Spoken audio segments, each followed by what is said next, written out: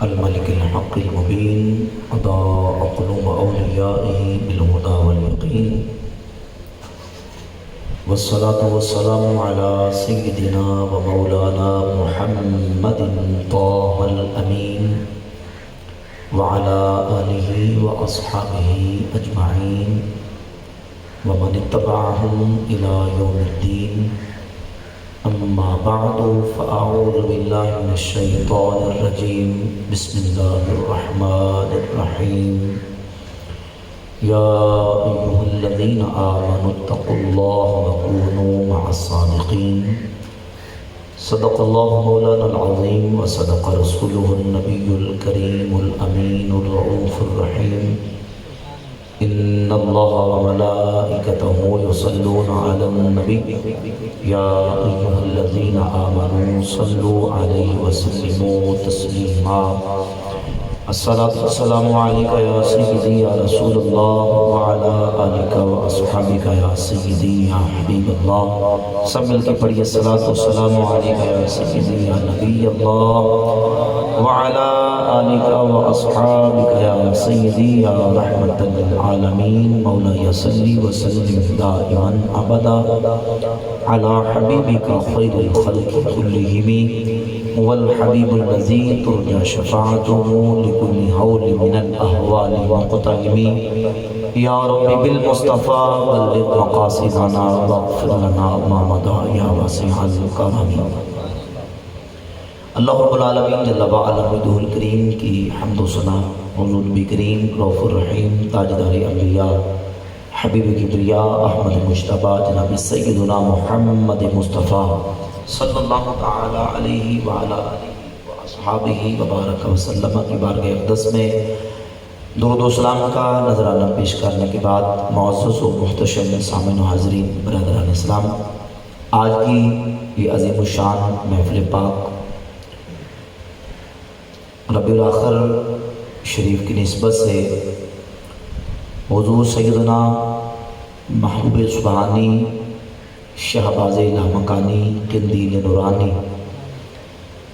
سیدنا شیخ عبد القادر جیلانی غوث پاک سرکار رضی اللہ تعالیٰ عنہ کے عرس پاک بسلسلہ 11 شریف انعقاد پذیر ہے، جس میں ہم سب حاضری کی سعادت حاصل کر رہے ہیں الحمدللہ تعالیٰ. ہمارا ماہانہ درس قرآن و حدیث کا سلسلہ اسی مقام پہ اسی جگہ پہ ہوتا ہے. آج عرس حضور غوث پاک سرکار رضی اللہ تعالیٰ عنہ کے سلسلہ میں محفل منعقد کی جا رہی ہے، جس میں ہم سب حاضری و شرکت کی سعادت حاصل کر رہے ہیں. اللہ رب العزت جل وعلا مجدہ الکریم ہمیں نبی پاک صلی اللہ علیہ وآلہ وسلم اور نبی پاک علیہ الصلوۃ والسلام کی آل اصحاب اور حضور کی امت کے اولیاء کا اسی طریقے سے ذکر کرنے کی توفیق عطا فرمائے.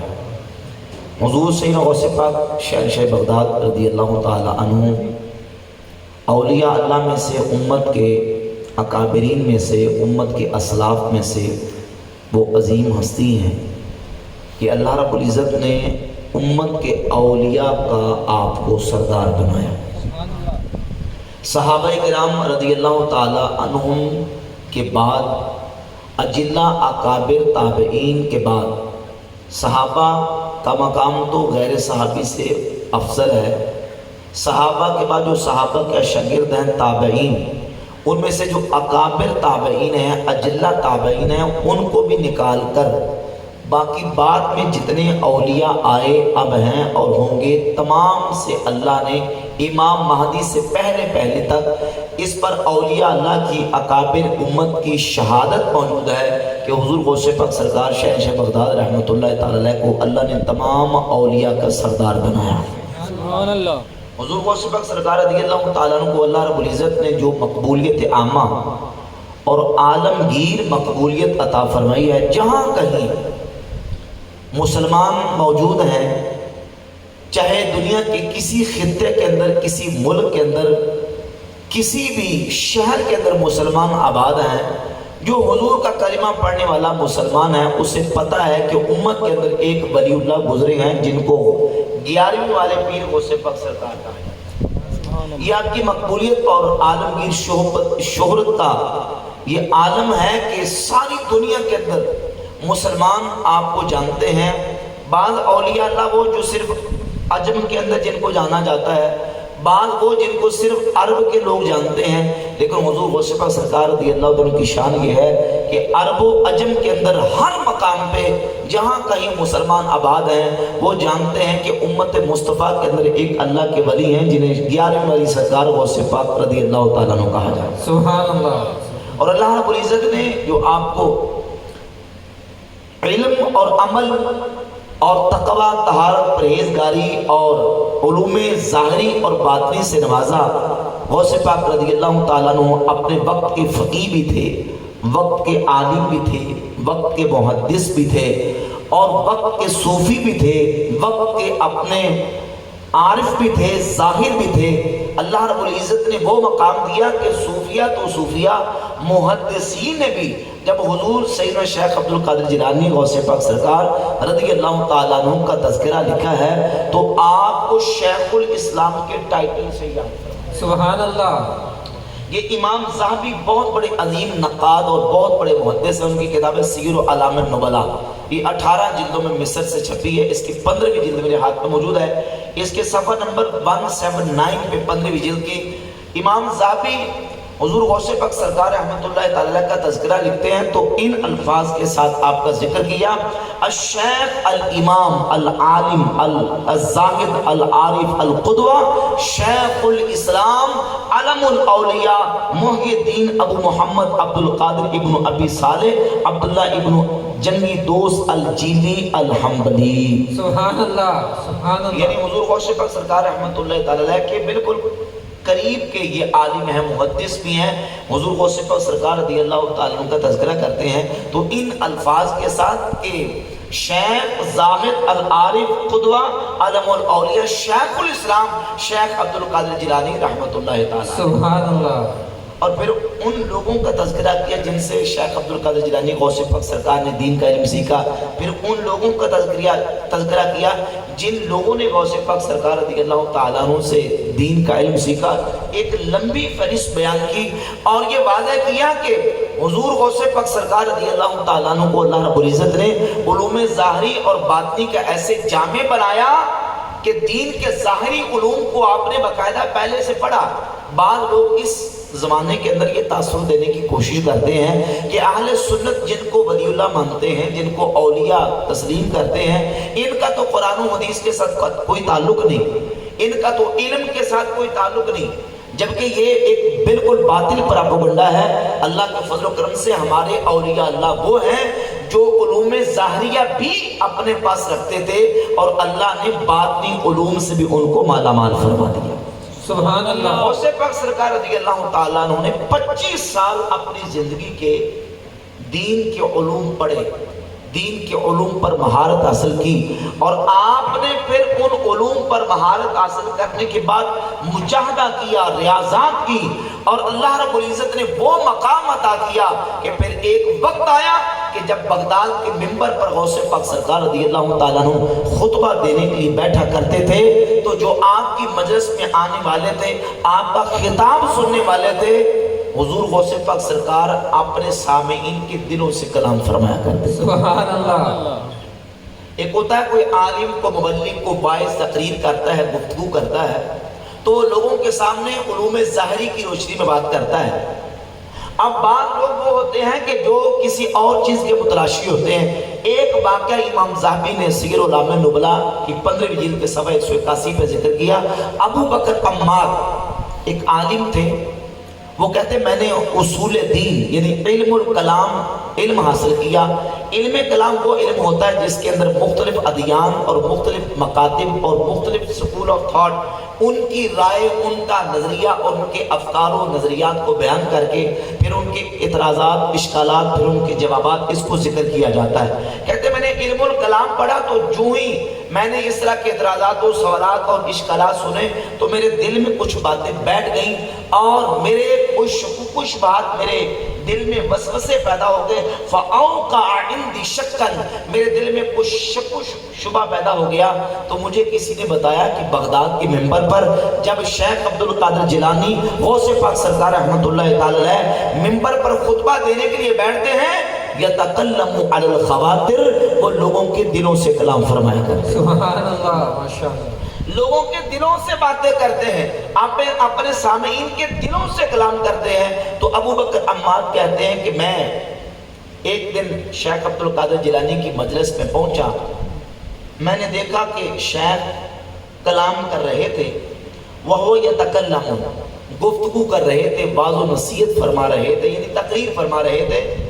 فقال، تو آپ نے میری طرف دیکھ کے فرمایا۔ اب یہ دیکھیے علم باطن اور اللہ رب العزت نے جو نگاہ ولایت حضور غوث پاک سرکار کو عطا فرمائی۔ شیخ ابو بکر عماد کہتے ہیں کہ میں نے مجلس میں بیٹھا تو دیکھا شیخ گفتگو کر رہے ہیں، اور اچانک گفتگو کرتے ہوئے کہا اعتقادنا اعتقاد سلف صالح و صحابہ، میری طرف دیکھ کے کہا کہ ہمارا وہی عقیدہ ہے جو سلف صالحین اور نبی پاک علیہ السلام کے صحابہ کا عقیدہ ہے۔ نعرہ تکبیر، اللہ اکبر، نعرہ رسالت، نعرہ تحقیق، نعرہ غوثیہ۔ اب چونکہ میرے دل میں کچھ شکوک و شبہات پیدا ہو گئے تھے، کچھ وسوسے پیدا ہو گئے تھے، میرا عقیدہ خراب ہو گیا تھا، تو میں شیخ کی مجلس میں جا کے بیٹھا تو شیخ نے کہا اعتقادنا اعتقاد سلف صالح و صحابہ، ہمارا وہی عقیدہ ہے جو سلف صالحین اور صحابہ اکرام کا عقیدہ ہے۔ تو کہتے ہیں کہ میں نے جب یہ بات سنی تو فقلت فی نفسی، میں نے اپنے دل میں یہ خیال کیا، میں نے دل میں سوچا ھذا قالہ اتفاقاً، کہ شیخ نے یہ جو بات کی ہے اتفاقاً کر دی، میری وجہ سے نہیں کی کہ میں مجلس میں آ کے بیٹھا ہوں اور شیخ نے نگاہ ولایت سے دیکھا اور میرے دل کی حالت کو دیکھ لیا، یہ اتفاقاً بات کر دی۔ فرماتے ہیں اتنی دیر سوچنے کی بات تھی، فتکلم ثم التفت الی ناحیتی، فرماتے کہ پھر شیخ نے کلام کیا اور میری طرف دیکھ کے کہا اعتقادنا اعتقاد سلف صالح و صحابہ، ہمارا وہی عقیدہ ہے جو سلف صالحین اور صحابہ کا۔ سبحان اللہ، سبحان اللہ۔ ابو بکر عماد کہتے ہیں فقلت، میں نے کہا الواعظ قد یلتفت، تقریر کرنے والا، واعظ خطبہ دینے والا جب خطبہ دیتا ہے، بیان کرتا ہے تو وہ کبھی دائیں دیکھتا ہے، کبھی بائیں دیکھتا ہے، کبھی اپنے سامنے بیٹھے سامعین کی طرف مخاطب ہو کے خطاب کرتا ہے۔ تو یہ بھی شیخ نے اتفاقاً کوئی بات کر دی ہے، میری وجہ سے نہیں کی۔ تو کہتے ہیں فالتفت الی ثالثۃ، پھر شیخ نے تیسری مرتبہ میری طرف دیکھا اور میری طرف دیکھ کے میرا نام لے کے کہا یا ابا بکر اعتقادنا اعتقاد سلف صالح و صحابہ، ہمارا وہی عقیدہ ہے جو سلف صالحین اور نبی کے صحابہ کا، سبحان اللہ، جو حضور کے صحابہ کا۔ ثم قال، پھر کہا قم قد جاء ابوک وکان غائبا، کہاں جا جو تیرا باپ کافی عرصے سے لاپتہ تھا، گھر جاؤ، جا کے دیکھو تمہارا باپ واپس آ چکا ہے۔ فقمت مبادرا، ابو بکر کہتے ہیں میں نے فوراً اٹھا اور جلدی سے اٹھ کے جب میں گھر پہنچا وَإِذَا أَبِي قَدْ جَاءَ، تو میں نے جا کے دیکھا میرا باپ واقعی گھر واپس آ چکا تھا۔ سبحان اللہ۔ یہ حضور غوث پاک سرکار رضی اللہ تعالیٰ کے علوم و معارف کی بات ہے، اور آپ کے علوم باطنی کی بات ہے کہ اللہ رب العزت نے ظاہری علوم سے بھی آپ کو مالا مال فرمایا، اور علوم باطنی کا عالم یہ کہ آپ کی مجلس میں آنے والا، وعظ سننے والا، تقریر سننے والا آ کے بیٹھتا تو حضور غوث پاک سرکار رضی اللہ تعالیٰ کو اللہ نے جو نگاہ ولایت عطا کی، نگاہ ولایت سے ان کے دل کی تختیوں کو پڑھتے تھے اور پڑھ کے ان کے دلوں کے ساتھ خطاب اور کلام فرمایا کرتے۔ سبحان اللہ۔ اس لیے میاں محمد بخشار فقری رحمۃ اللہ فرماتے ہیں جے رب دل دیاں اکھیاں دیوے، میاں صاحب فرماتے ہیں جے رب دل دیاں اکھیاں دیوے، چانن ہووے نورو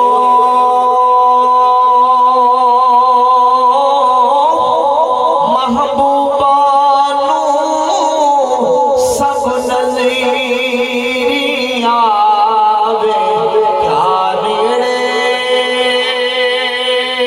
کیا سبحان اللہ۔ محبوبہ کو سب نظری آوے، کیا نیڑے کیا دور۔ یعنی اللہ رب العزت جب اس کے نور کا جلال اولیاء اللہ کی آنکھیں بن جاتا ہے تو تو وہ دور سے بھی ایسے دیکھتے ہیں جیسے قریب سے دیکھ لیتے ہیں۔ صحیح بخاری کی معروف حدیث ہے، اللہ رب العزت فرماتا ہے، حدیث قدسی ہے کہ جب بندہ نفل پڑھ پڑھ کے میرے قریب ہو جاتا ہے، نفل پڑھ پڑھ کے میرے قریب ہو جاتا ہے، کنت سمعہ الذی یسمع بہ، میں اس کے کان بن جاتا ہوں جن کانوں سے وہ سنتا ہے، میں اس کی آنکھیں بن جاتا ہوں جن آنکھوں سے وہ دیکھتا ہے، میں اس کے ہاتھ بن جاتا ہوں جن ہاتھوں سے وہ پکڑتا ہے، میں اس کے پاؤں بن جاتا ہوں جن پاؤں سے وہ چلتا ہے۔ امام فخر الدین رازی رحمۃ اللہ علیہ تفسیر کبیر میں اسی حدیث کی شرح کرتے لکھتے ہیں، فرماتے ہیں اللہ آنکھیں بن جاتا ہے، اللہ کان بن جاتا ہے، اس کا مطلب کیا ہے؟ فرماتے ہیں اذا صار نور جلال اللہ لہو سمعا سمع القریب والبعید، اذا صار نور جلال اللہ لہو بصرا رأى القریب والبعید، اللہ کے نور کا جلال جب اس کی آنکھیں بن جاتا ہے تو وہ دور سے بھی ایسے دیکھتا ہے جیسے قریب سے دیکھتا ہے۔ جب نور الہی اس کی اللہ کے نور کا جلال اس کے کان بن جاتا ہے، پھر وہ دور سے بھی ایسے سنتا ہے جیسے قریب سے سن لیتا ہے۔ سبحان اللہ۔ خود حضور غوث پاک سرکار رضی اللہ تعالیٰ اپنی کتاب غنیۃ طالبین کا بالکل آخری صفحہ اور آخری پیرا ہے، غوث پاک سرکار رضی اللہ تعالیٰ عنہ فرماتے ہیں اذا طلبت بالصدق، اذا طلبت اللہ بالصدق آتاک مرآتا تنظر فیہا کل شیء من عجائب الدنیا والآخرہ، فرماتے ہیں جب تو صدق کے دل سے اللہ کو تلاش کرے، اللہ کو طلب کرے، تو پھر اللہ تجھے ایسا آئینہ عطا فرمائے گا کہ اس آئینے کے ذریعے سے تنظر فیہا کل شیء من عجائب الدنیا والآخرہ، دنیا اور آخرت کے جتنے عجائبات ہیں اس آئینے سے تو ملاحظہ کر لے گا، اس کو تو دیکھ لے گا۔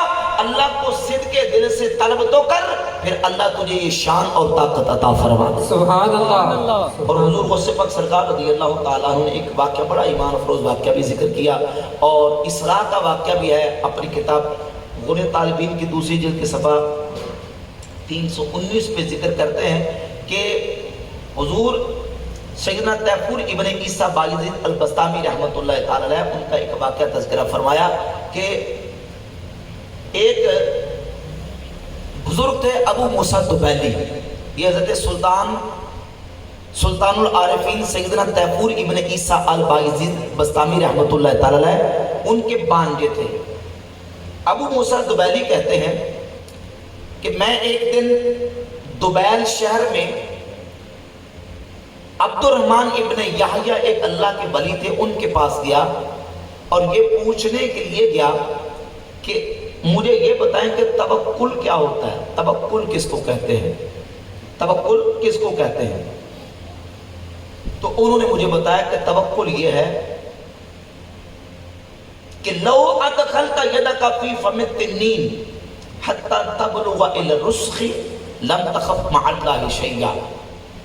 توکل یہ ہے کہ ایک بہت بڑا اژدہا، بہت بڑا سانپ تیرا ہاتھ اس اژدہے کے منہ میں چلا جائے، یہاں تک یہ جوڑ تک تیرا ہاتھ اس کے جائے، تو تیرے دل میں یہ ڈر نہ ہو کہ یہ اژدہا مجھے کاٹے گا تو میری جان چلے جائے گی، تیرے دل میں ڈر صرف تیرے اللہ پروردگار عالم کا ہو، سبحان اللہ، صرف تیرے رب کا ڈر ہو، کیونکہ یہ سانپ کے اندر کاٹ کے اس کے زہر کی تاثیر اللہ نے رکھی ہے، اور شہد میں شفا کی تاثیر اللہ نے رکھی ہے، زہر میں ہلاک کرنے کی تاثیر اللہ نے رکھی ہے، پانی میں غرق کرنے کی تاثیر اللہ نے رکھی ہے، آگ میں جلا دینے کی تاثیر اللہ نے رکھی ہے۔ اللہ نہ چاہے تو آگ بھی ابراہیم علیہ السلام کو نقصان نہیں پہنچا سکتی، اللہ نہ چاہے تو یونس علیہ السلام کو پانی نقصان نہیں دے سکتا، اللہ نہ چاہے تو سیدنا خالد بن ولید نے کافروں کا دیا زہر پوری شیشی اور بوتل پی لی، اللہ نے ان کو محفوظ فرما دیا۔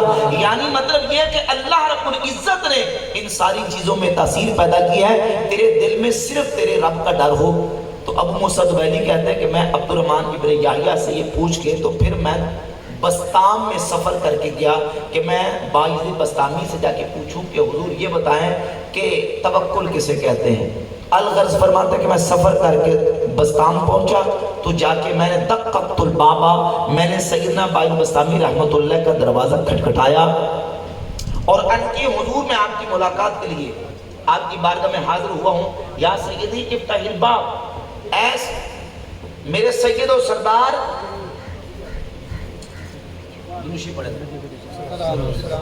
या सय्यदी या रसूल अल्लाह व अला आलिका व अस्हाबिका या सय्यदी या हबीब अल्लाह अस्सलातु वस्सलामु अलैका या सय्यदी या नबी अल्लाह व अला आलिका व अस्हाबिका या नूर अल्लाह अस्सलातु वस्सलामु अलैका या सय्यदी या रहमतन लिल आलमीन व अला आलिका व अस्हाबिका या खातमन नबिय्यीन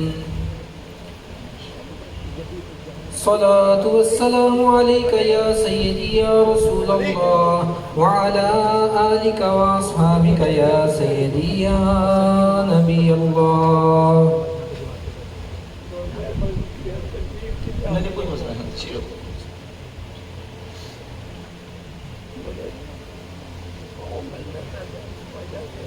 कोई मसला नहीं जी तशरीफ रखिए बैठे बैठिए कहते मैं फिर बस्ताम क्या पूछने के लिए अब देखें कि यहाँ एक जो सबक की बात है कि औलिया अल्लाह और अल्लाह के नेक बंदों सालेहीन के पास जाया जाता है अल्लाह की मार्फत सीखने के लिए। अल्लाह के नेक बंदों के साथ ताल्लुक़ रखा जाता है ताकि उनसे अल्लाह की मार्फत सीखी जाए, अल्लाह की पहचान सीखी जाए और अल्लाह रब्बुल इज़्ज़त के अहकामात और तालीमात के ऊपर अमल कैसे करना है, इसलिए अल्लाह के नेक बंदों के पास जाया जाता है। कहते मैं सफ़र करके दुबैल से बस्ताम पहुंचा कि हुजूर ये बताएं कि तवक्कुल किसे कहते हैं। तो दक्कतुल बाबा, मैंने बायज़ीद अल बस्तामी रहमतुल्लाह का दरवाज़ा खटखटाया। या सय्यदी इफ्ताहिल बाब, दरवाज़ा खोलिए आपकी ज़ियारत करना चाहता हूँ। तो अंदर से आवाज़ आई लौ ज़ुरतनी लफ़तहतु लकल बाब खुज़िल जवाबा मिनल बाब फंसरिफ। कहा कि अगर तू हमारी ज़ियारत के लिए आया होता तो हम दरवाज़ा ज़रूर खोलते, तू तो ये पूछने के लिए आया है कि तवक्कुल किसे कहते हैं, दरवाजे के बाहर से सवाल का जवाब ले और चला जा। सुभान अल्लाह। अबू मूसा दुबैली कहते हैं कि मुझे अंदर से सैयदना बाई बस्तामी रहमतुल्लाह अलैह ने जवाब दिया कि लौ अन्नल हय्यतल लती हिया मुतब्बक़तुन बिल अर्श हम्मत बिका लम तखफ मअल्लाहि शैया। कहा कि तवक्कुल ये है कि आसमान से एक बहुत बड़ा अजदहा जहरीला सांप वो लटक रहा हो और तेरे गले में आके तौक बन जाए, तो फरमाया कि तेरे दिल में ये डर पैदा ना हो कि ये तुझे काट दिएगा और तेरी जान चली जाएगी। तेरे दिल में सिर्फ तेरे रब का डर हो कि अगर अल्लाह नहीं चाहेगा तो ये मुझे नुकसान नहीं पहुंचा सकता। सुभान अल्लाह। अब मूसा दुबैली कहते मैंने सवाल का जवाब दिया, वापस चला गया। एक साल गुजरने के बाद फिर दोबारा मैं इस नीयत से आया कि अब मैं कोई सवाल नहीं पूछूंगा, सिर्फ मैं बायज़ीद बस्तामी की सोबत इख्तियार करने के लिए 1 महीना आपकी बारगाह में रहूंगा। फरमाते हैं कि मैं दोबारा आया, आपके दरवाज़ा खटखटाया तो आपने दरवाज़ा खोला और कहा कि अल-आन जिता ज़ाइरम मरहबन। फरमाया कि हाँ अब तू हमारी ज़ियारत के लिए आया है, आने वाले को मरहबा। दरवाज़ा खोला, आपने वेलकम किया, मरहबा किया, अंदर बुलाया। तो अब अबू मूसा दुबैली फरमाते हैं फ़अक़मतु इंदहु शहरन, मैं 1 महीना बायज़ीद अल बस्तामी की बारगाह में रहा, कोई सवाल नहीं किया, कोई बात नहीं की, लेकिन कहते हैं ला यक़अु ली शैउन इल्ला अख़बरनी बिही क़ब्ल अन असलहु। लेकिन खुदा की कसम जो भी मेरे दिल में सवाल पैदा हुआ, सवाल करने से पहले हुजूर जवाब अता फरमा दिया करते। नारे तकबीर, नारे रिसालत, नारे तहकीक, नारे गौसिया। और मतलब 1 महीने के अंदर जो सवाल मेरे दिल में आता था मुझे जवाब मिल जाता था। ये सैयदना बायज़ीद बस्तामी की निगाह है, ये हुजूर गौसे पाक सरकार की निगाह है। जब अल्लाह के वलियों की निगाह का आलम ये है तो इमामुल अंबिया की निगाह नबूवत का आलम। वो लोग जो कहते हैं नबी को दीवार के पीछे का इल्म नहीं, नऊज़ बिल्लाह, रसूल को गैब की क्या खबर, ये लोगों के सामने वो कहते जी नबी को दीवार के पीछे का इल्म नहीं, रसूल को गैब की क्या खबर। ये अल्लाह के वलियों की निगाह का आलम ये है कि अल्लाह रब्बुल इज़्ज़त ने उन्हें ये ताकतें, ये शानें, ये अज़मत अता की हैं कि हुजूर गौसे पाक सरकार फरमाते हैं लौ तलबतल्लाह बिसिद्क़ि आताका मिरआतन तंज़ुरहु तंजुरु फीहा कुल्ल शैइन मिन अजाबि दुनिया वल आखिरा। अगर तू अल्लाह को सिद्के दिल से पाले, तलाश करे, तलब करे, तो फिर अल्लाह तुझे ऐसा आईना देगा, ऐसी बसीरत अता करेगा कि फिर तू दुनिया और आखिरत के अजायबात को उस नज़र से देखेगा, उस निगाह से देखेगा। यकीनन जो अल्लाह रब्बुल इज़्ज़त का कुर्ब हासिल कर लेते हैं, अल्लाह रब्बुल इज़्ज़त की बारगाह में मकाम कुर्ब पा लेते हैं, फिर अल्लाह उन्हें वो मकाम देता है कि हुज़ूर गौसे पाक सरकार रज़ियल्लाहु ताला अन्हु अपनी दूसरी किताब फुतूहुल गैब शरीफ के अंदर 3 मकालात आपने लिखे हैं। मकाला नंबर 16 और इसके अलावा मकाला नंबर 40 और इसमें एक तीसरा मकाला। 3 मकामात में गौसे पाक सरकार रज़ियल्लाहु ताला अन्हु ने ये बात की है। मकाला नंबर 4 नंबर, 16 नंबर और 40 नंबर, 3 मकामात पे हुज़ूर गौसे पाक सरकार रज़ियल्लाहु ताला फरमाते हैं कि जब तू सिद्के दिल से अल्लाह रब्बुल इज़्ज़त की बारगाह में अल्लाह को तलब करेगा, अल्लाह अपनी पहली किताबों में फरमा चुका, या इब्न आदम अनल्लाहु लज़ी ला इलाहा इल्ला अना अक़ूलु लिशैइन कुन फयकून। ऐ बंदे, मैं अल्लाह वहदहु ला शरीक हूँ, मेरे अलावा कोई इबादत के लायक नहीं। मैं किसी शै को कुन कहता हूँ तो वो हो जाती है। सुभान अल्लाह। मैं कुन कहता हूँ तो हो जाती है। अतअनी अजअल का तक़ूलु लिशैइन कुन फयकून। तू मेरी इताअत करता जा, मैं तुझे भी बना दूंगा कि तू भी कुन कहेगा तो तेरे कहने से चीजें हो जाए। सुभान अल्लाह, सुभान अल्लाह। ये अल्लाह के वलियों की शान, अल्लाह के महबूब बंदों की शान है कि जब वो मरने से पहले मर जाते हैं, अपने आप को मिटा देते हैं, यानी अपने नफ्स को मार देते हैं, अल्लाह की इताअत में सारी जिंदगी गुजारते हैं, फिर अल्लाह उन्हें वो मकाम अता करता है कि वो चीज़ों को कहते हैं हो जा तो हो जाती है। यही वजह कि सूरत नमल की आयत नंबर 40 उठाकर देखें, जब सुलेमान अलैहिस्सलाम ने मलका बिल्किस का तख्त लाने का अपने दरबारियों से मुतालबा किया और कहा कि कौन मलका बिल्किस का तख्त लेके आएगा, तो एक वो शख्स उठा, कुरान कहता क़ालल्लज़ी इंदहु इल्मु मिनल किताब अना आतीक बिही क़ब्ल अन यर्तद्द इलैका तरफुक। जनाब सुलेमान, मैं आपकी बारगाह में मलका बिल्किस का तख्त लेके आऊंगा, कब? क़ब्ल अन यर्तद्द इलैका तरफुक, आपकी पलक झपकने से पहले। सुभान अल्लाह, सुभान अल्लाह। पलके, आंखों की जो पलके हैं ना, इसको झपकने से पहले। अब उलमा ने इसके ऊपर बहुत कुछ लिखा, मुफस्सिरीन ने लिखा कि भाई सुलेमान अलैहिस्सलाम तो शाम में बैठे और मलका बिल्किस का तख्त सबा यानी यमन के अंदर मौजूद है। यमन से तख्त मुल्क शाम में, यानी इधर समंदर का एक किनारा और वो समंदर का दूसरा किनारा, उस सारा खुश्की रास्ता दरमियान में। तो अब मुल्क यमन से शाम में तख्त लेके आना, और ये कोई ज़ईफ हदीस नहीं है, कुरान की आयत है, सूरत नमल की आयत नंबर 40, कि वो कहते हैं मैं आपके सामने मलका बिल्किस का तख्त लेके आऊंगा क़ब्ल अन यर्तद्द इलैका तरफुक। इस वक्त इतना टेक्नोलॉजी का दौर है, अभी कोई ऐसी मशीन, ऐसा कोई आला इजाद नहीं हुआ कि दीवार के बाहर कोई चीज़ पड़ी हो तो उसको दीवार के अंदर आंख झपकने से पहले बंदा ले आए। अभी तक कोई ऐसा आला, कोई ऐसी टेक्नोलॉजी इजाद नहीं हुई, लेकिन वो कहते हैं मैं मुल्क सबा से, यमन से तक आपकी बारगाह में लेके आऊंगा आपकी पलक झपकने से पहले। सुभान अल्लाह, सुभान अल्लाह, सुभान। पलक झपकने से पहले। अब भाई पलक झपकने से पहले क्या हो सकता है? अगर हम देखें अपने आम रूटीन के मुताबिक आदत के तो कुछ भी नहीं हो सकता। उनके कहने की देर थी कि मलका बिल्किस का तख्त सुलेमान अलैहिस्सलाम के सामने पड़ा था। सुभान अल्लाह। अब वो जमीन चीर के आया या हवा से उड़ के आया? हवा से उड़ के आया तो उस तख्त की कोई चीज नुकसान हुआ, उसके मोती हीरे जवाहरात कोई जड़े, कोई उड़े, कोई चीज खराब हुई, सही सलामत तख्त सुलेमान अलैहिस्सलाम के दरबार में पड़ा था। ये अल्लाह के वली, कौम बनी इसराइल के वली की ताकत और शान है, ये उन वलियों की शान है। तो हुजूर की उम्मत के औलिया की शान और अज़मत का अंदाजा कौन कर सकता है? सुभान अल्लाह, माशाअल्लाह। लिहाजा ये औलिया अल्लाह की शान, और अल्लाह के फज़ल व करम से ये अकीदा औलिया अल्लाह की करामात का, उनके मकामात का, मरातब का, मदारिज का, ये अकीदा अल्लाह के फज़ल व करम से कुरान और सुन्नत से, सहाबा से, अहले बैत से, उम्मत के औलिया से, हुजूर गौसे पाक से लेकर आज तक चला आ रहा है। सुभान अल्लाह।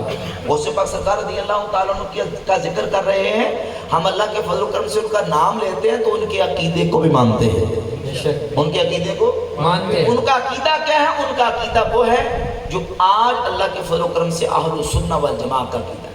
हुजूर गौसे पाक सरकार खुद अपनी किताब गुनियत तालिबीन की दूसरी जिल्द सफ़ा 277 पे आप लिखते हैं कि फरमाते हैं कि सबसे पहले लाजिम और ज़रूरी है कि हमारा मुरीद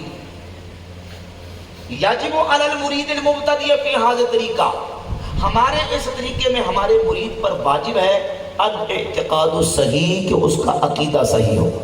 बेशक अकीदा क्या हो? सही हो। अल्लज़ी हुवल असास, क्योंकि अकीदा ही बुनियाद है। इमारत की बुनियाद अगर दुरुस्त नहीं तो इमारत कायम नहीं रह सकती। अकीदा बुनियाद है, अगर अकीदा दुरुस्त नहीं तो फिर उसका ईमान दुरुस्त नहीं। फरमाते हैं अकीदा दुरुस्त होना जरूरी है, जो कि बुनियाद है।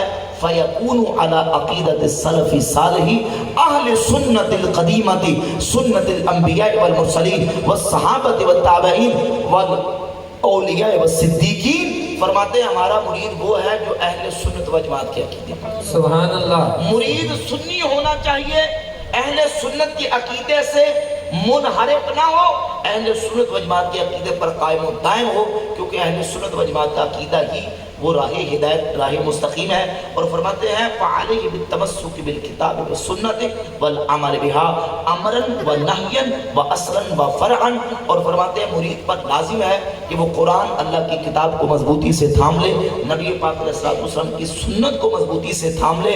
अल्लाह ने कुरान में और हुजूर ने अपने फरमान में जिन कामों का हुक्म दिया उनको करे, और जिन कामों से रोका है उनसे रुक जाए। मुरीद पर ये चीज़ें लाजिम हैं। सुभान अल्लाह।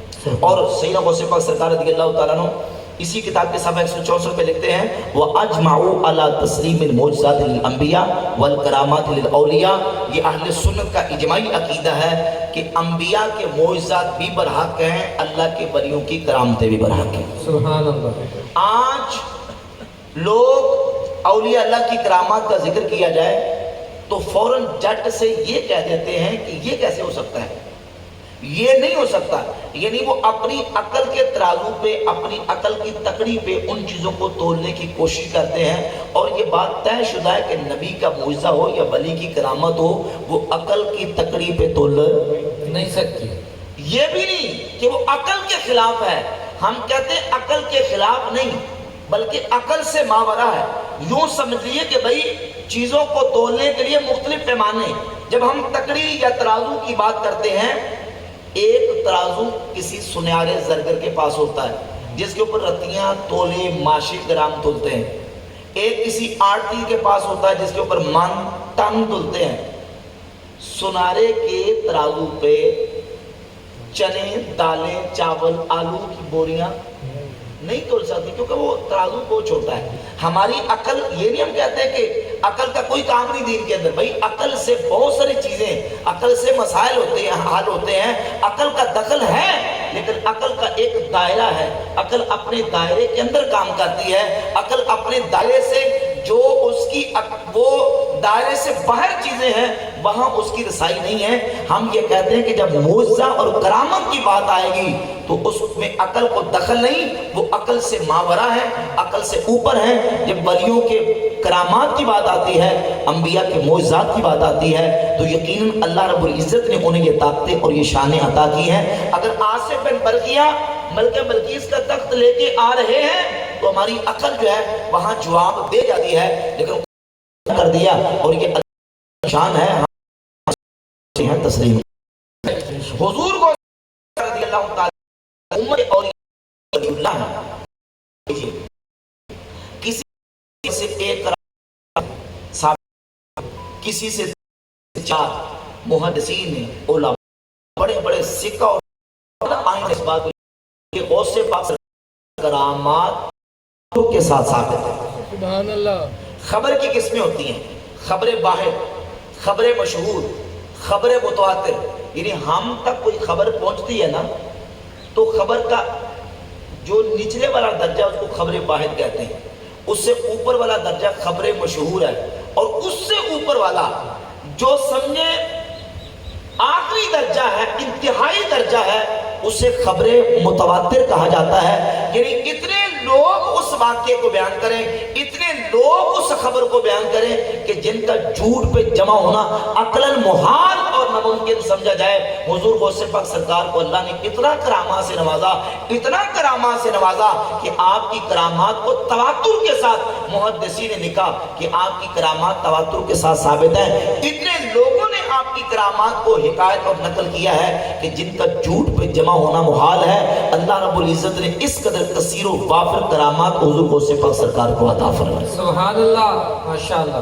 یہ غوث پاک سرکار رضی اللہ تعالیٰ کا مقام ہے، یہ مرتبہ ہے، اور آپ کی جو تعلیمات ہیں، آپ کے جو عقائد ہیں، بحمد اللہ تعالیٰ اہل سنہ والجماعہ آج انہی عقائد و نظریات پہ قائم ہے، انہی نظریات پہ قائم ہے جو حضور غوث پاک سرکار رضی اللہ تعالیٰ، جو غوث، جو بابا صاحب، جو خالد اللہ کے، اور یہی سنت کا ہے کہ جو آج اولیاء نقش قدم اور طریقے پر ہے۔ آج لوگ قرآن و حدیث کا نام تو لیتے ہیں، قرآن و سنت کی بات تو کرتے ہیں، لیکن قرآن و سنت کا نام لے کے اپنے عقائد امت کے اندر انجیکٹ کر رہے ہیں کہ اللہ کے فضل و کرم سے اہل سنت کی تشریح حدیث مصطفیٰ سے، اور حدیث مصطفیٰ کی تشریح صحابہ اہل بیت اور امت کے ائمہ اور امت کے اولیاء اللہ سے اور امت کے اکابرین سے لیتے ہیں۔ اور آج تک صحابہ سے لے کر آج تک امت کا جو سواد اعظم اور بڑی جماعت چلی آ رہی ہے اس کا نام اہل سنت۔ سبحان اللہ۔ خود حضور غوث پاک سرکار رضی اللہ تعالیٰ عنہ کتاب کی پہلی جلد صفحہ 75 پہ لکھتے ہیں، اپنے بیان کی اور حدیث بیان کرنے کے بعد پھر آگے اس کی وضاحت کرتے ہوئے اس کی تقسیم بیان کی۔ نبی پاک صلی اللہ علیہ وآلہ وسلم نے فرمایا الا ان من قبلکم من اہل الکتاب افترقوا علی 72 ملہ۔ ابو داؤد میں یہ حدیث ہے، ترمذی میں حدیث ہے، ابن ماجہ میں، مشکات المصابیح میں، مسند احمد بن حنبل میں، نبی پاک صلی اللہ علیہ وآلہ وسلم نے فرمایا خبردار، تم سے پہلی امتیں وہ 72 فرقوں میں بٹ گئی، وَإِنَّ هَذِهِ الْمِلَّةَ سَتَفْتَرِقُ عَلَى 73 اور میری یہ امت 73 فرقوں میں بٹ جائے گی، 72 فی النار وواحدۃ فی الجنہ، باقی سب جہنم میں اور ایک جنت میں جائے گا۔ صحابہ نے پوچھا حضور وہ ایک کون سا ہے؟ تو نبی پاک علیہ السلام ما انا علیہ وآلہ، اس وقت میرے صحابہ ہیں جماعت، حضور غوث پاک ہیں فرماتے میں کون سی ہے؟ وَأَمَّا الْفِرْقَةُ جماعتی پاک سرکار وہ نجات والی جماعت کا نام سبحان اللہ، سبحان یہ اللہ۔ عقیدہ غوث پاک سرکار کا، اور یہی عقیدہ ہمارا اعلیٰ حضرت امام احمد رضا خان محدث بریلوی رحمۃ اللہ علیہ فرماتے ہیں اہل سنت کا ہے بیڑا پار۔ سبحان اللہ، آپ اسے زبان لے کہہ دیجیے سبحان اللہ۔ امام فرماتے ہیں اہل سنت کا ہے بیڑا پار، اصحاب حضور اہل سنت کا ہے بیڑا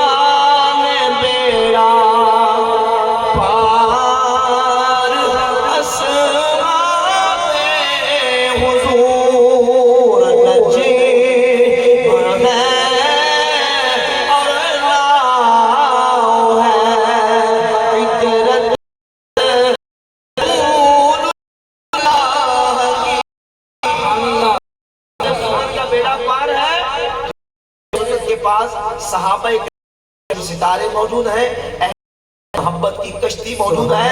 جب مسافر سمندر میں سفر کرے اس کے سامنے ستاروں کی روشنی بھی ہو اور کشتی صحیح سلامت ہو تو وہ منزل تک پہنچ جاتا ہے، اس کا بیڑا پار ہوتا ہے۔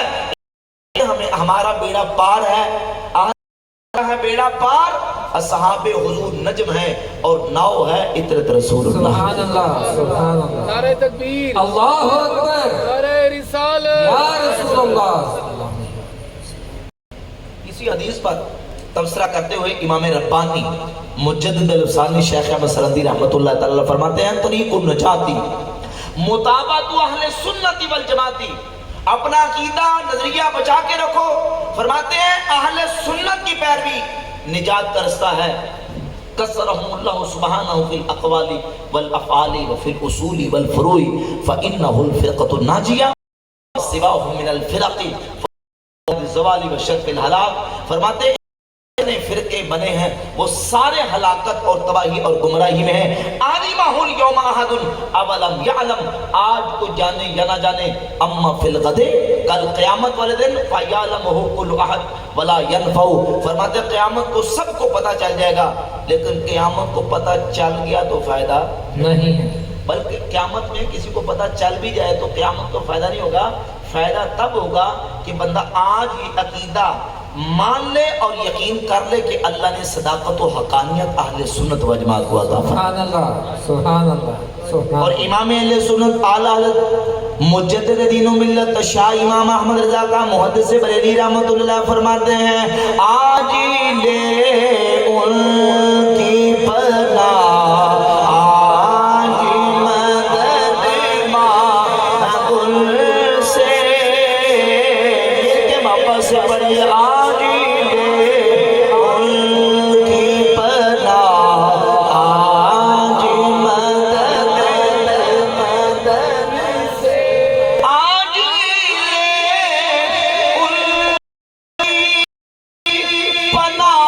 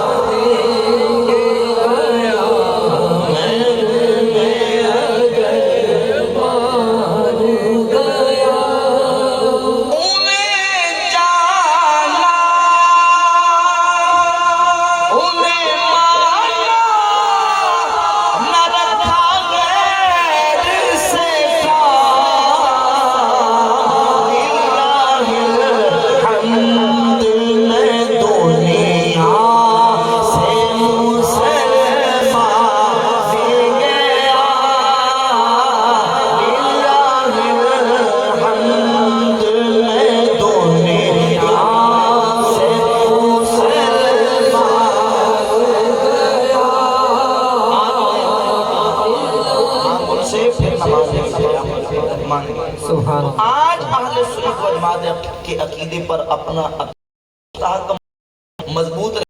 فرماتے ہیں یوم احد عالم امر فیعلم احد ولا ینفع, قیامت میں بھی جائے تو فائدہ نہیں ہوگا. یہ رضی اللہ عنہ کا عقیدہ اللہ کے, اور ساری کتاب عقائد و تعلیمات غوث پاک, غوث پاک سرکار رضی اللہ عنہ کے افکار کا بیان کروں تو اللہ کے فضل و کرم سے غوث پاک سرکار کا 1000 سال پہلے وہی عقیدہ جو آج اہل سنت و جماعت کا عقیدہ ہے, الحمدللہ, اسی عقیدے پر الحمدللہ ہم قائم ہیں. آج 1.5 اینٹ کی مسجد بنا کے کوئی فرقہ 10 سال پہلے, کو 20 سال پہلے, کو 50 سال پہلے, کو 100 سال پہلے بن کے, تو وہ گویا کہ پنجابی میں مال مارنے کی کوشش کر رہے ہیں کہ پورا دین ہی جو تسلسل ہمارے عقیدے پر چلا آ رہا ہے یہ سب باطل عقیدے پر ہیں. جو مسئلہ 14 صدیوں سے امت کا چلا آ رہا ہے, سواد اعظم عظیم جماعت, اس کا نام اہل سنت و جماعت ہے. سبحان اللہ. جو حضور کی عزت و عظمت کو ماننے والے, حضور کی شان و فضیلت کو ماننے والے, نبی پاک علیہ السلام کے صحابہ کو ماننے والے, حضور کی آل کو ماننے والے. غوث پاک سرکار رضی اللہ عنہ جب صحابہ کا ذکر کرتے ہیں, اب دیکھیں نا آج اہل سنت کا نام لے کر کئی ایسے لوگ ہیں جو چور دروازہ نکال کے سودا چورن دوسروں کا بیچ رہے ہیں, نام اہل سنت کا استعمال کر رہے ہیں. غوث پاک سرکار حسنی حسینی سید ہیں, لیکن جب صحابہ کی بات آتی ہے تو فرماتے ہیں حضور کے تمام صحابہ میں سے 1400 صحابہ جو درخت کے نیچے حضور کے ہاتھ پر بیعت کرتے ہیں وہ سارے صحابہ سب صحابہ سے افضل ہیں, اور ان 1400 صحابہ میں سے وہ 313 ان سے بھی افضل ہیں جو بدر میں شریک ہوئے, اور ان 313 میں سے 40 وہ ان سے بھی افضل ہیں جو حضرت عمر کے اسلام قبول کرنے پر 40 کی تعداد مکمل ہوئی، اور ان 40 میں سے 10 ان سے بھی افضل ہیں جن کو حضور نے دنیا میں جنت کی بشارت عطا فرمائی، اشرف و بشرہ صحابہ، اور ان 10 میں سے 4 وہ صحابہ ان سے بھی افضل ہیں جن کو خلفائے راشدین کہتے ہیں، اور ان 4 میں سے افضلہم ابو بکر ثم عمر ثم عثمان ثم علی رضی اللہ تعالی۔ پہلا نمبر صدیق اکبر رضی اللہ نعرہ صدیقیہ یا صدیق اکبر رضی اللہ تعالیٰ عنہ۔ آدم چشتی لکھتے ہیں یاری دے عاشقی کوئی نہیں نا چارہ بردہ نا اس دھرتی پیدا کیتا کہ نہ جان نثارا بردہ نہ کوئی ہویا بلا کوئی ہو سی نہ چارہ یارا بردہ آزم شانی صدیق کی جیسا ایک کو یار ہزار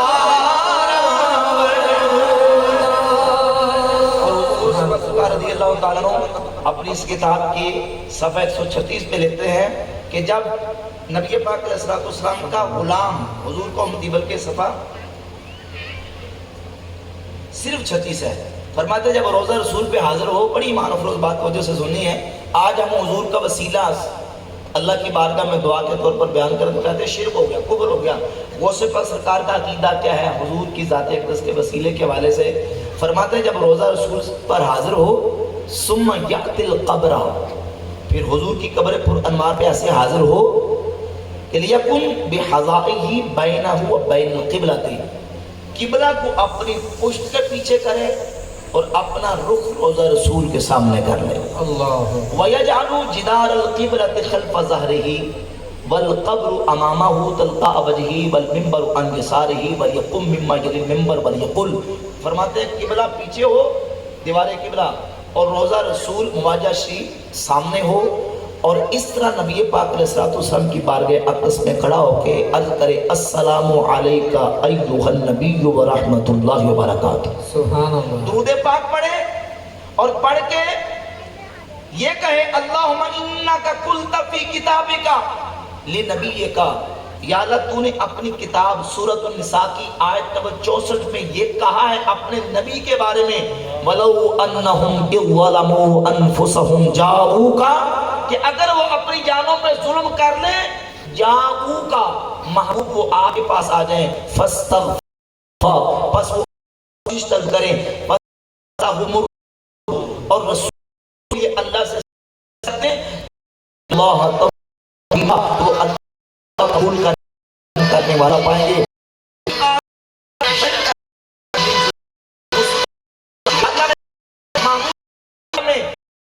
میں یہاں آ گیا اپنے گناہوں سے شاتے ہوئے فَأَسْأَلُكَ أَن تُوجِبَ لِيَ الْمَغْفِرَةَ، یا اللہ تجھ سے سوال کرتا ہوں کہ میری بخشش فرما دے، جیسا کہ کما اوجبتها لمن اتاه فی حیاتہ، جیسا کہ تیرے نبی صلی اللہ علیہ وآلہ وسلم کی بارگاہ میں آنے والا جو حضور کی ظاہری حیات طیبہ میں آتا تھا، نبی پاک صلی اللہ علیہ وسلم کی بارگاہ اقدس میں اپنے گناہوں کا اقرار کرتا اور حضور اس کے لیے دعا کر دیتے تو اس کے گناہوں کو بخش دیتا۔ یا اللہ آج تیرے محبوب کی بارگاہ میں آ گیا ہوں، تیرے محبوب کو وسیلہ بنا کے میں دعا کرتا ہوں یا اللہ گناہوں کو معاف فرما دے، اور یہ کہے اللہم انی اتوجہ الیکا بنبیک علیہ سلام کا نبی الرحمہ، یا اللہ تیرے نبی کا وسیلہ دے کے تیری بارگاہ میں دعا کرتا ہوں۔ کیا کہے یا رسول اللہ انی اتوجہ بک الی ربی لیغفر لی ذنوبی، یا رسول اللہ میں آپ کے وسیلے سے اپنے رب کی طرف متوجہ ہوتا ہوں کہ رب آپ کے وسیلے سے میرے گناہوں کو معاف فرما دے۔ تو حضور کو صفحہ سرکار فرماتے ہیں اسرا نبی پاک علیہ الصلوۃ والسلام کا وسیلہ دے اور دعا کرے اللہم اجعل محمدًا اول الشافعین وانجح السائلین واکرم الاولین والآخرین نبی پاک صلی اللہ علیہ وآلہ وسلم کا نام نام اسم گرامی بیان کر کے اللہ کی بارگاہ میں حضور کا وسیلہ دے، اللہ رب العزت اس آنے والے حضور کے غلام کے گناہوں کو معاف فرما دے۔ سبحان اللہ۔ یہ طریقہ وسیلے کا غوث پاک سرکار بیان کرتے ہیں۔ آج ہم حضور کا وسیلہ نبی پاک علیہ الصلوۃ والسلام کا دعا میں وسیلہ عرض کریں تو لوگ کہتے ہیں یہ شرک کر رہے ہیں، یہ کہاں سے ثابت ہے؟ اگرچہ یہ جو حدیث غوث پاک سرکار نے بیان کی ہے، نبی پاک علیہ الصلوۃ والسلام نے خود اپنے آنے والے نبینہ صحابی کو تعلیم ارشاد فرمائی۔ سنن ابن ماجہ میں 1385 نمبر حدیث ہے، نبینہ صحابی حضور کی بارگاہ میں ہے، یا رسول اللہ صلی اللہ علیہ وسلم اللہ کی بارگاہ میں دعا کرے کہ اللہ مجھے آنکھیں عطا فرما دے۔ تو حضور نے فرمایا کہ آنے والے اگر تو چاہے تو تیرے لیے دعا کر دیتا ہوں، اور اگر چاہے تو جنت، چاہے تو جنت۔ اللہ کی حضور مجھے دعا میرے لیے کر دے، اللہ مجھے، یعنی جنت تو آپ کے وسیلے سے مل ہی جانی ہے، حضور دعا فرما دے کہ اللہ مجھے آنکھیں بھی عطا فرما دے۔ تو نبی پاک علیہ الصلوۃ والسلام نے فرمایا جاؤ جا کے وضو کر کے آؤ اور آ کے 2 رکعت پڑھ کے یہ دعا پڑھو۔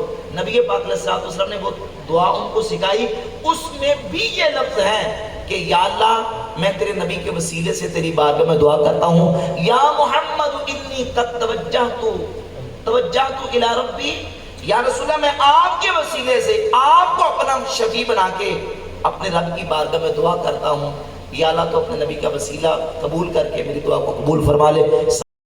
جب وہ آئینہ تھا یا تو ہم نے اللہ نے اس کی آنکھوں سبحان اللہ۔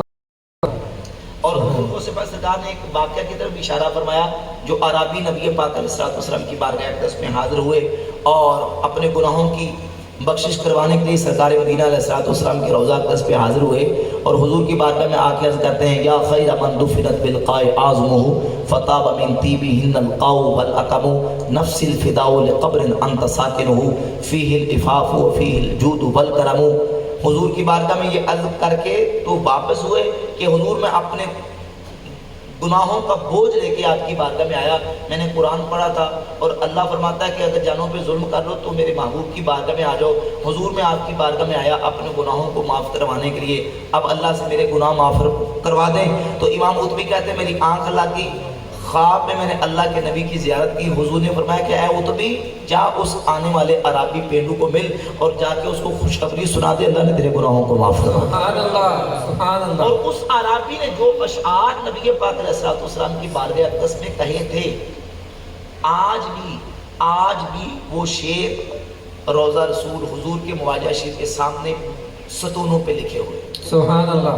یعنی مواجہ شریف کے سامنے جو ستون ہے نا وائٹ اور سبز کلر کے، ان پہ یہ اشعار لکھے ہوئے ہیں یا خیر من دفنت بالقاء اعظمه فطاب من طيبهن القاء والاقم نفس الفداء لقبر انت ساكنه فيه الافاف وفيه الجود والكرم۔ یہ آج بھی اس جگہ پہ اشعار لکھے ہوئے ہیں اور ان اشعار کا گویا کہ امام احمد رضا بریلوی رحمۃ اللہ علیہ نے ترجمہ کیا کہ مجرم بلائے آئے ہیں جاؤ کا ہے۔ سبحان اللہ، سبحان اللہ۔ کریم کے پاس بندہ ویسے چلا جانا، ویسے ہی میں پڑھتا ہوں انشاءاللہ، میں تھوڑا اس کی وضاحت کروں کہ کریم کے پاس بندہ ویسے ہی چلا جانا تو کریم اپنے دروازے سے کسی کو خالی نہیں لٹاتا، تو اگر کریم کسی نو ساتھ لوے سبحان اللہ کہ بھئی آؤ جو لینا ہے آ کے لے لو، سبحان اللہ۔ بھئی کریم کے پاس ویسے بندہ چلا جائے تو وہ کرم کرتا ہے، خالی ہاتھ نہیں لٹاتا، تو کریم کسی کو بلا کے خالی ہاتھ نہیں لٹاتا۔ حضور کی بات یا رسول اللہ مجرم بلائے آئے ہیں، مجرم بلائے اپنے آپ نہیں آئے، یہ بلائے آئے ہیں، اور دلیل کیا ہے؟ جاؤ کا ہے گواہ، تو نساء کی فرماتا ہے جاؤ کا محبوب پاس آ جائے، بلائے آئے ہیں ہے گواہ۔ پھر رد وہ تب یہ شان کریموں کی ہوتی ہے، کریم بلا کے رد کر دیں ایسا نہیں ہوتا، بلکہ کریموں کے پاس وہ بن مانگے ہی آ جائے، بن بلائے ہی آ جائے تو کریم جوڑیاں بار بار کیا عطا فرماتا۔ امام عرض کرتے ہیں مجرم بلائے آئے ہیں جاؤ کا ہے گواہ،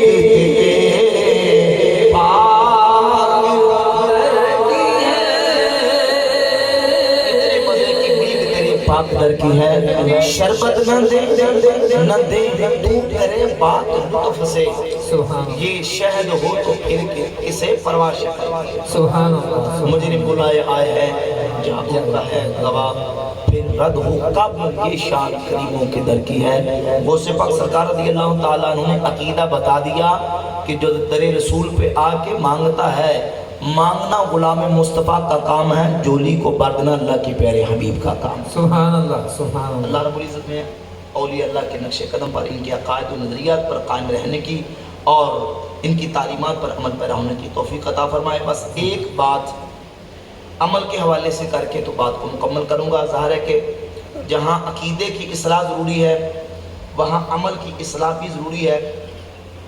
مطلوب سے پاس سرکار رضی اللہ تعالیٰ عنہ ایک بڑی پتہ کی بات لکھتے ہیں، دیکھیں دین کے جو احکامات ہیں، فرائض بھی ہیں، واجبات بھی ہیں، سنت بھی ہیں، مستحبی، بس مختصر وقت میں آخری بات تک کے بعد مکمل کرنے لگا ہوں۔ فرائض پر عمل بھی کرنا ہے، واجبات پر بھی، سنتوں پر بھی، مستحبات پر بھی، لیکن اب یہ احکامات کی کیٹاگریاں ہیں۔ حضور کو صفحہ سرکار ایک مثال دے کے سمجھاتے ہیں کہ جیسے ایک شہر کے 5 قلعے ہوں، جسے قلعہ کہتے ہیں، اس کا صحیح ضبط ہے قلعہ۔ 5 قلعے ہوں ایک شہر کے، ایک قلعہ سونے کا، دوسرا چاندی کا، تیسرا لوہے کا، اور چوتھا کانچ کا کہہ لیں یا اس کو چونے کا، اور 5واں کچی اینٹوں کا قلعہ۔ 5 قلعے ہیں۔ فرماتے ہیں کہ فَمَا دَامَ أَهْلُ الْحِسْنِ مُتَعَاهِدِينَ الَّذِي هُوَ مِنْ لَبَنْ لَا يَطْمَعُ الْعَدُوُّ فِي الثَّانِي، جب تک قوم اپنے ان 5 قلعوں میں سے جو سب سے ہلکا قلعہ ہے مٹی کا، اس کی حفاظت کرتی رہتی ہے اپنے دشمن سے، تو دشمن دوسرے قلعے تک نہیں پہنچ سکتا۔ سب سے قیمتی قلعہ کون سا ہے؟ سونے کا، پھر چاندی کا، پھر چونے کا، پھر لوہے کا، پھر چونے کا، اور پھر آخری قلعہ کچی اینٹوں کا قلعہ بنا ہوا۔ جو قوم اپنی کچی اینٹوں کے قلعے کی حفاظت کرتی رہتی ہے وہ کبھی بھی اپنے دشمن کو دوسرے قلعے یا تیسرے یا چوتھے یا جو پہلے نمبر کا سونے کا قلعہ ہے وہاں تک اپنے دشمن کو نہیں آنے دیتی۔ حضور کو پاک سرکار رضی اللہ عنہ فرماتے ہیں اسی طرح ایمان کے 5 قلعے ہیں۔ اول یقین، اخلاص، فرائض کی ادائیگی، سنت کو مکمل کرنا، اور 5واں ہے آداب و مستحبات پر عمل کرنا۔ یعنی اپنا یقین جو ایمان ہے، اخلاص ہے، پھر فرائض یعنی نماز، روزہ، حج، زکوٰۃ، ان کی ادائیگی، اور پھر سنتوں کو مکمل کرنا۔ یہ قلعہ دور والی یا قریب والی؟ قریب والی، ٹھیک ہے۔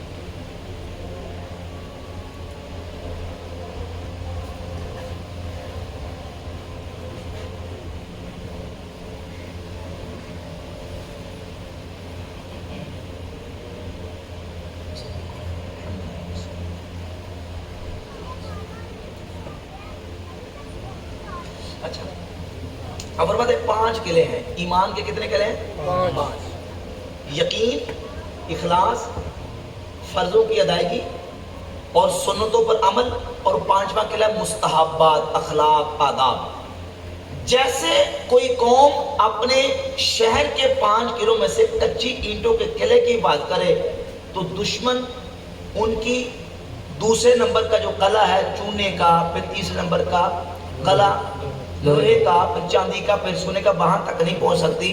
فرماتے جو مومن مسلمان مستحبات و آداب کی پابندی کرتا رہے شیطان اس سے سنتیں نہیں چھڑوا سکے گا، سبحان اللہ، پھر شیطان اس سے فرض نہیں چھڑوا سکے گا، اور پھر شیطان اس کے اخلاص پہ حملہ نہیں کر سکے گا، شیطان اس کے ایمان پہ حملہ نہیں کر سکے گا۔ ہم نے پورے دین پر عمل کرنا ہے، مستحبات و آداب و اخلاق کو یہ کہہ کے چھوڑ نہیں دینا کہ کوئی نہیں مستحب بھی ہے نا، کوئی نہیں ایک سنت ہی ہے نا۔ بھائی حدیث میں آتا ہے کہ دین جو آخر وقت میں دنیا سے اٹھے گا تو وہ فرض کر کے نہیں اٹھے گا، بلکہ سنت سنت کر کے اٹھا لیا جائے گا. جیسے رسی میں سے داغا داغا کھینچتے چلے جائیں تو رسی ساری ختم ہو جاتی ہے. دین میں سے سنتوں کو اگر چھوڑ دیا جائے, سنتوں کو ختم کرتے کرتے پورا دین ہاتھ سے جاتا رہے گا. لہذا ہم نے پورے دین پر عمل کرنا ہے. دین کے آداب و مستحبات کی اس کا بھی خیال کرنا ہے, فرائض و واجبات کا بھی خیال کرنا ہے. اگر ہم فرائض و واجبات, سنن و مستحبات پر عمل کرتے رہیں گے, ہمارا دین, ایمان اور عقیدہ محفوظ رہے گا. اللہ ہمیں شیطان کے ہر بار سے بچنے کی توفیق عطا فرمائے اور اپنا ایمان اور عقیدہ اس کو محفوظ رکھنے کی توفیق. ماشاءاللہ جی ماشاءاللہ. یہ تھے مناظر اہل سنت مفتی راشد محمود رضوی صاحب, جو ہمارے دلوں کو حضور صلی اللہ علیہ وسلم اور اولیاء اللہ کے ذکر سے منور فرما رہے تھے. بہت ہی مزہ آیا, بہت ہی لطف آیا. اب کچھ فرمائشی نعتیں ہیں, وہ میں فراز بھائی سے ریکویسٹ کروں گا کہ وہ مختصر وقت میں اپنی حاضری لگوائیں. درود پاک پڑھ لیجیے. صلی اللہ علیہ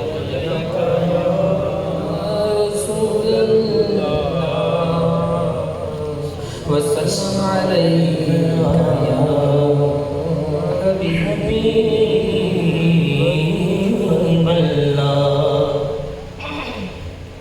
التجا ہے اللہ کی بارگاہ میں آپ شامل ہو جائیں. سب کو آتا ہے یقیناً مشہور کلام, آپ شامل ہو جائیں. کرم کرم کرم کرم کرم کرم مولا, کرم کرم مولا, کرم کرم کرم مولا, کرم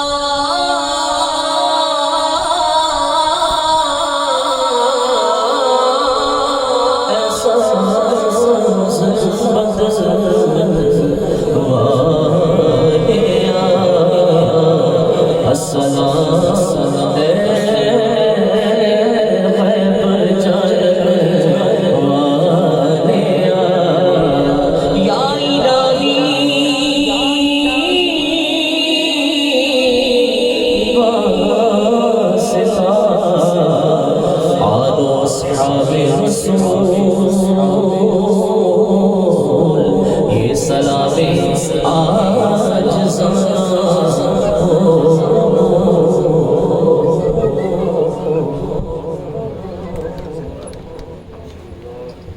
الحمدللہ رب العالمین والصلاة والسلام علی سید الانبیاء والمرسلین اللہم انا نسألک العفو والعافیت والمعافات الدائمہ فی الدین والدنیا آمین والفوز بالجنة والنجاة علی النار اللہم اغفر للمؤمنین والمؤمنات والمسلمین والمسلمات الاحیاء منهم والاموات انک سمیع قریب مجیب دعوات مولا کریم آج اس محفل پاک کو اپنے بارگاہ میں قبول منظور فرما یا اللہ کریم جو بھی صحیح طریقے سے ذکر اذکار کلمہ کی بات نعت خوانی درود پاک ذکر بیان جو بھی نیک اعمال کی اپنی بارگاہ میں قبول منظور فرما تمام نیک اعمال کا صدقہ نبی پاک صلی اللہ علیہ وآلہ وسلم کی بارگاہ اقدس میں تحفہ طرف پیش کرتے ہیں قبول فرما نبی کریم صلی اللہ علیہ وآلہ وسلم کے توسل سے تمام انبیاء کرام صحابہ کرام آل بیت اطہار ازواج مطہرات علماء کرام اولیاء اعظام ہم سب کے جتنے عزیز و اقارب دنیا سے با ایمان جا چکے ہیں بالخصوص مولا کریم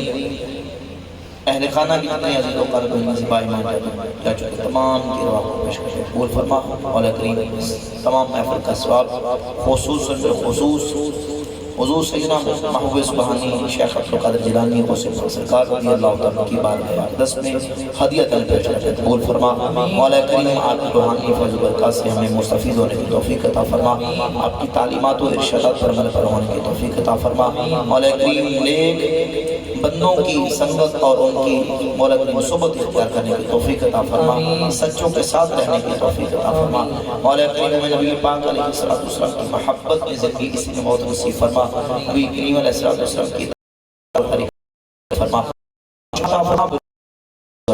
اولادوں عطا فرما راہ راست مستقیم پر عطا فرما مولا خانہ جو افراد مولا کو شفا کامل عاجل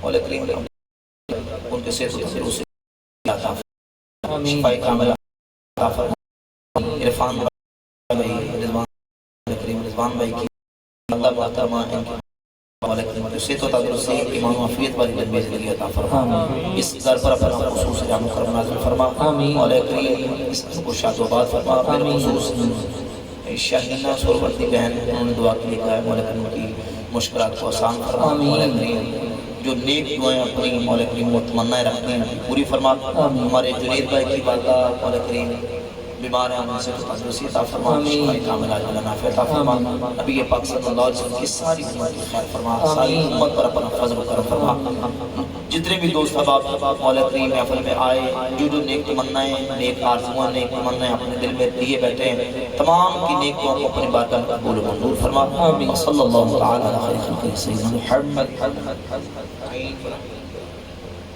تمام حضرات سے درخواست